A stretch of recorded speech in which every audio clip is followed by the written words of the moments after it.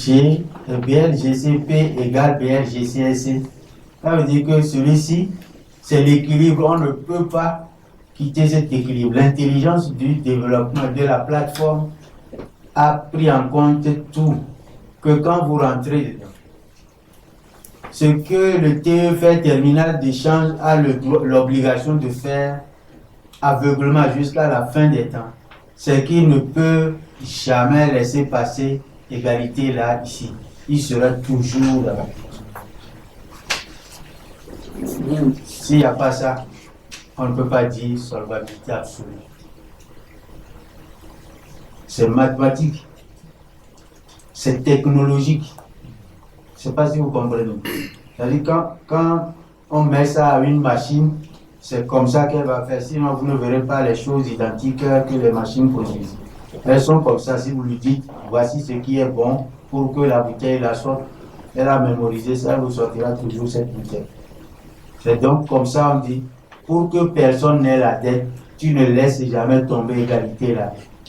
Tu fais tout, quels que soient les cas, il faut qu'il y ait égalité. En début, au milieu ou à la fin. Noël dit, quand tu traverses ici, tu as deux voies. Si tu veux prendre les biens produits et services, c'est ça qu'on a ici. Soit le groupement a produit ça lui-même, soit il a acheté ça chez ceux qui ont vendu et il les a. Toi, tu viens réacheter en lieu plat de ce que tu as vendu. Donc, BLGCP serait égal à BLGCSC. Mais si tu dis non, moi je suis malin, c'est l'argent que je veux, je vais couper ça en plusieurs morceaux pour prendre l'argent, c'est que tu as abandonné les marchandises que cet argent devait venir prendre. C'est bon? Et toi tu prends l'argent là par morceaux à petits coups. Et donc, le système aussi a le temps à petits coups de vendre les marchandises que tu as laissées là-bas pour amener cet argent. C'est au village, c'est pour mon grand-père, c'est pas un docteur, c'est mon grand-père qui m'a enseigné ça. C'est pas le docteur de seconde de l'économie de l'école, non, c'est pas ça. Ça, il n'a pas besoin de ça avant de vous dire ça. Vous avez compris ça? Voilà. Dans l'équilibre simple. Jamais ça ne tombera. Comme ça, là, jamais ça ne tombera. C'est pas qu'on fait de la philosophie, mais les preuves seront là dites aux machines, c'est comme ça fonctionne. Vous verrez que jusqu'à la fin du temps. Mais quand nous dépassons cette partie et venons ici, il n'y a que peut-être ici qui est resté inédit. Seulement, on ne va pas nous appesantir, c'est pour avoir son KSU, pour avoir ceci, ce KSU-là, qui conçoit. Il faut qu'on dispose de son fonds de commerce physique, ou bien qu'on dispose de son fonds de roulement physique. Sinon, on peut tout faire. On ne sera pas exploitant du logiciel MCMP avec tous les exploitants. Ce qui veut dire que, est-ce que vous aussi, vous allez laisser les gens au carreau? Alors que dans le préambule d'hier, vous avez montré que dans le souci de la conformité, vous devez vous soumettre au programme ONUSI, Agenda 2030, où il est dit qu'aucun pays signataire de cet accord de l'ONU ne laissera personne de côté d'ici à 2030. Mais est-ce que la question là, vous l'avez résolue? Vous avez répondu à cette question. Est-ce que vous laisserez les gens de côté? On dit, allons le découvrir, parce que si on dit qu'il faut disposer de son fonds de commerce physique, au moins le plus petit sou qu'on puisse dépenser aujourd'hui pour avoir un fonds de commerce, quand on a analysé dans les pays pauvres, nous, on a dit que ça ne peut pas dépasser 70 000 francs. Tout fait, ta boutique toute faite, tout dedans propre. Tu ne fais que mettre marchandises dedans et si tu paies 70 000, puisque nous avons dématérialisé, c'est vrai que tous les coûts sont dématérialisés. C'est bon, mais si tu payes, c'est ça qui veut dire que tu dois disposer de ton fonds de commerce physique. Pour obtenir le fonds de commerce virtuel. Oui, bien sûr. Merci pour la précision. C'est comme ça. C'est ce que ça voudrait dire. Et il faut ne pas dire, ah, moi j'ai payé 70 000. On me dit de venir chaque mois pour prendre la nourriture. Non, c'est ce lexique-là. C'est pas ça que je comprends. Alors on dit non. Le deuxième te dit, tu dois disposer de ton fonds de roulement physique. Ce qui va mettre les choses dans ta boutique pour que ça dégage de bénéfices, il faut que tu le mettes dedans. Voilà, mais nous avons dit que me vente zéro. Vous comprenez, non? Ça veut dire que celui qui vient les mains vides, est-ce qu'il fait partie de me vente zéro? Ah bon, c'est ça la question. Et vous ne laissez personne de côté, vous devez dire quoi? Ah bon, c'est une question, monsieur. Est-ce que celui qui vient les mains vides, est-ce qu'il ne bénéficie pas de me vendre zéro chez vous? Alors qu'il vient les mains vides. Comment vous faites pour que lui puisse disposer de son fonds de commerce physique et de son fonds de roulement physique?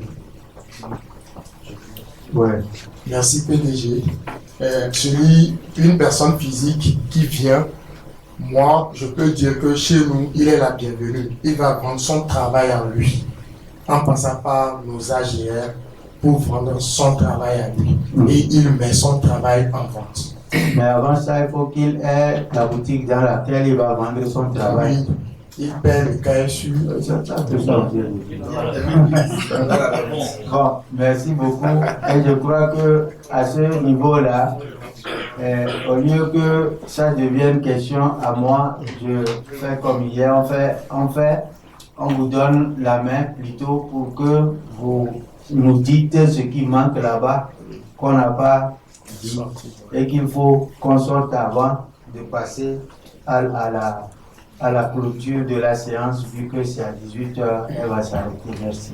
Bon, en fait, pour répondre justement à cette question, je dirais que la suite de la présentation va nous le montrer, puisque hier déjà, en expliquant un tout petit peu les 6 AGR, vous avez déjà répondu à cette question au niveau de l'AGR OI, offre d'intégration. Je crois que la suite va nous donner encore plus de détails là-dessus. Je crois que c'est bien posé. Maintenant, y a-t-il quelque chose sur laquelle vous pensez que on devait revenir sur la case, sur le schéma, sachant que notre devoir pour restituer le produit à vous, c'est d'utiliser les cases là une à une et de parler de tout ce qui est à l'intérieur, de sorte que ça puisse vous ressortir la chose schématisée. On n'a pas de la littérature pour vous restituer la matière. Ouais. Merci beaucoup, monsieur le PDG et promoteur. Dans le cas ici, au niveau de la partie verte, il y a PPPL. Or, vous venez de me dire que le cas ici, c'est à 110 000 francs. Je veux savoir, les 110 000 francs, c'est un prix commun à toute personne physique comme morale. Donc, c'est ce que j'aimerais savoir. Oui. Merci beaucoup. D'accord. D'abord, PP veut dire personne physique. Permettez, monsieur, on lui fait les réponses aussitôt. PP, c'est personne physique. PM, c'est personne morale. C'est pourquoi tu poses la question. est-ce que le prix est le même? On dit oui. Pour l'universalité de notre démarche, c'est oui, n'est-ce pas? Merci beaucoup, PDG. Pour ce qui concerne le fonds de commerce, il est dit là-bas que c'est les ressources virtuelles reconnues en espace matériel, outils et ressources humaines. Je voudrais savoir s'il n'y a pas les AGR là-bas en tant que fonds de commerce. Oui, l'activité, c'est ça qu'on a dit, que l'activité se fait avec ses ressources. Okay. Maintenant, il faut désigner l'activité dedans. Et c'est cette activité-là qui doit être rentable. Et il faut trouver une clientèle. Et nous avons posé les... Voilà. Au fait, quand le fonds de commerce est là et le fonds de roulement est là, c'est que l'activité est désignée, toute désignée. N'est-ce pas? Ou si elle n'est pas désignée, comment est-ce qu'on peut trouver une clientèle pour ce qui n'est pas désigné? Si nous pouvons dire qu'on a la garantie de la clientèle, c'est que donc l'activité, c'est tout bien, tout produit, tout service vendable, qu'il soit matériel ou dématérialisé. C'est ça qui fonde l'activité. Je veux vendre une prestation, je veux vendre un bien, je veux vendre un produit. Ou bien, qu'il soit matériel ou dématériel. Hein? Est-ce que la réponse est là? Par rapport aux AGR, je vais un peu, si vous me permettez, me référer au classique. Ouais. Dans le classique, j'ai de l'argent, je suis allé me louer un local. J'ai payé un nombre de mois et puis j'ai mis ma marchandise dedans. Mais avant de mettre ma marchandise, je dois réfléchir en m'assurant que cette marchandise-là que je suis en train de mettre là, je vais la clientèle. C'est pas que je vous dis, si on a de l'argent et on fait un mauvais choix de la marchandise qu'il faut mettre à la disposition de la clientèle, on aura la méchante. Ouais, bien sûr. Ça veut dire qu'il faut, dans son fonds de commerce, envisager le commerce qu'il faut faire. Ouais. Ou bien de l'activité qu'il faut faire dans ce fonds de commerce. Pour s'assurer qu'il y aura la mévente zéro. Ouais. Si c'est ce que vous avez expliqué, là, ça veut dire que nous sommes en phase. D'accord.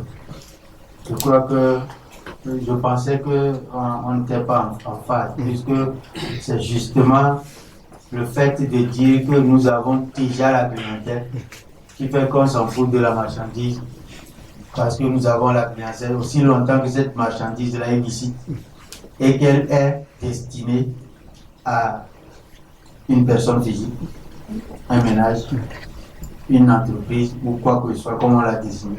Tant que ce n'est pas prohibé, ce n'est pas gâté, et que c'est la clientèle qui n'est pas en face de la marchandise, pour quelque raison que ce soit, nous mettons la clientèle que nous rendons solvable, ça veut dire on bâtit tout le reste.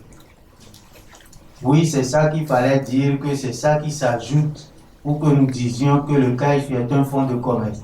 Et c'est ça qui était la restitution que je faisais, en disant qu'on ne peut pas s'arrêter au matériel, au truc, et dire à la personne que c'est sûr que votre activité sera rentable. C'est-à-dire le client serait toujours là.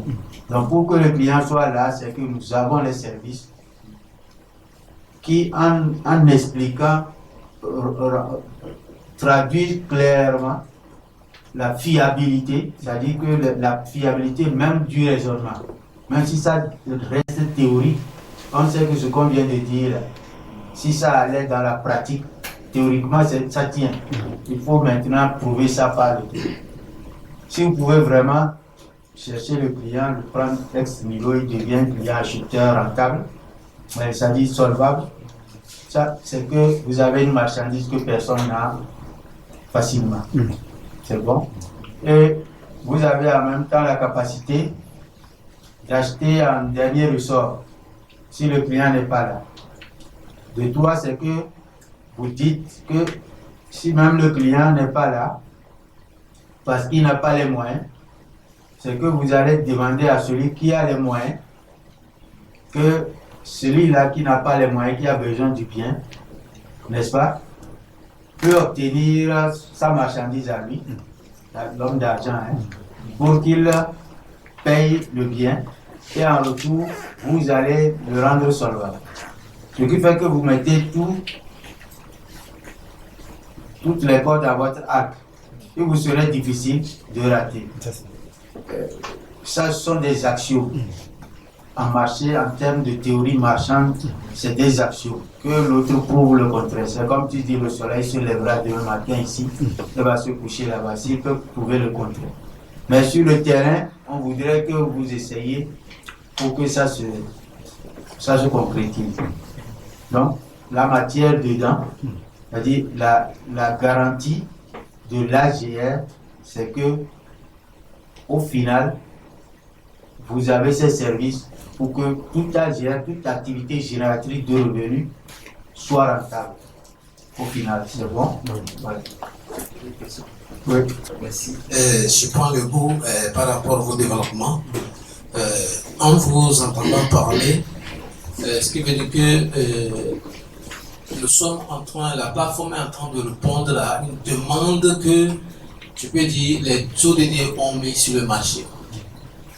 Si on apporte l'offre à cette demande, et vous dites, le produit que nous mettons, c'est le cas ici. Je prends d'abord les personnes physiques qui sont plus de 8 milliards sur cette terre, ajoutées aux personnes morales. Et ça dit que la plateforme est en mesure d'apporter cette offre-là à toutes ces cibles que je viens de citer. Si oui, comment ça va se faire? Vous voulez dire les cas issus? Les cas issus, bien sûr. C'est inépuisable. Merci beaucoup. J'aimerais plus être précisément. Merci beaucoup. C'est inépuisable. Voilà.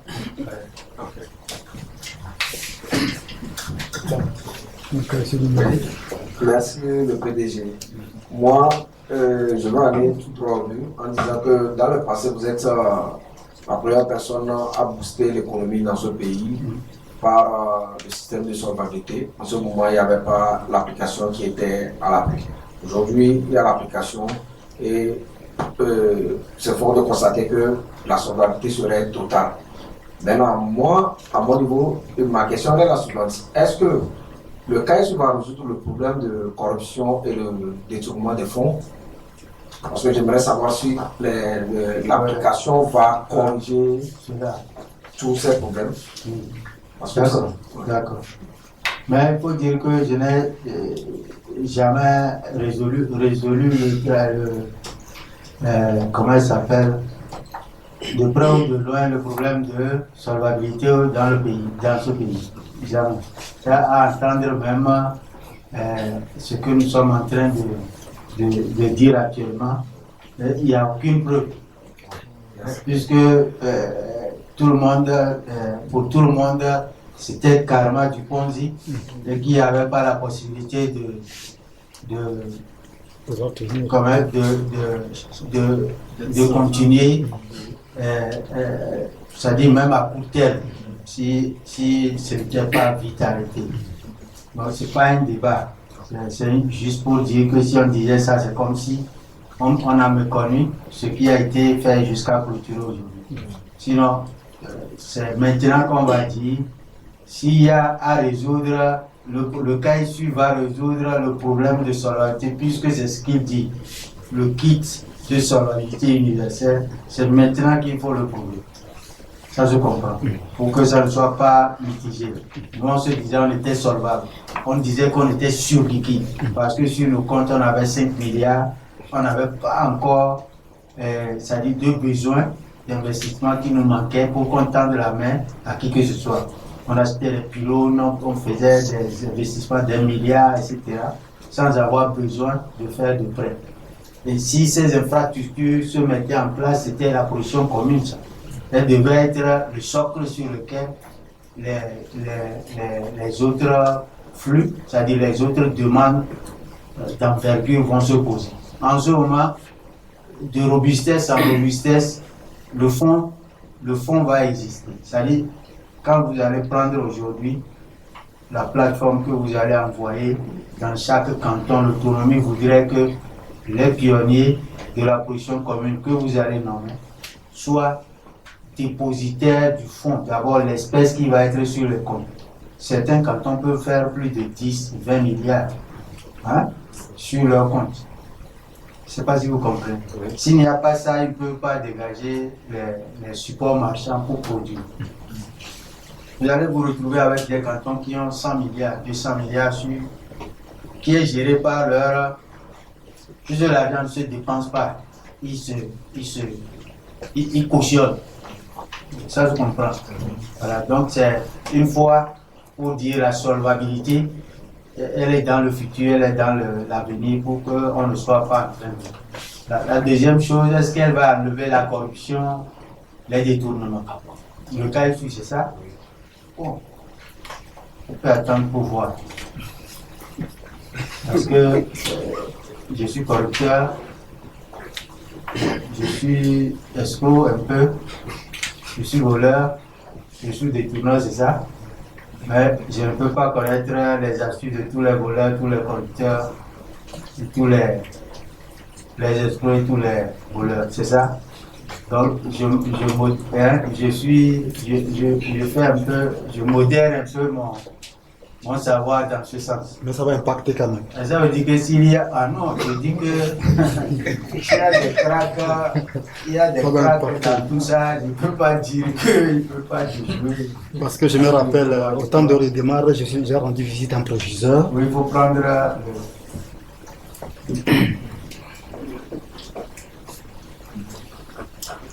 Et dès lors que nous sommes novateurs, ça veut dire que nous apportons une solution à tout. Et certaines solutions peuvent être immédiates, d'autres à court terme et d'autres à long terme. Il n'y aura aucun problème qu'on ne va pas chercher à trouver une solution. Ça, c'est un. Oui, je me dis que ça va beaucoup impacter parce que moi, je me rappelle, à la première structure, j'ai rendu visite à un proviseur. La première remarque qu'il avait faite, c'est que depuis que le est arrivé, le vol a diminué. C'est la révélation qu'il m'a faite. Que depuis que le demande a commencé par arriver, les gens ont cessé de voler. Sauf que certains volent indépendamment de leur volonté. C'est une condition qui les amène. Y compris le détournement. Parce que quand quelqu'un détourne, c'est pour assurer ses arrières. Mais s'il y a une activité qui assure tout son futur, pourquoi le détourner? Voilà.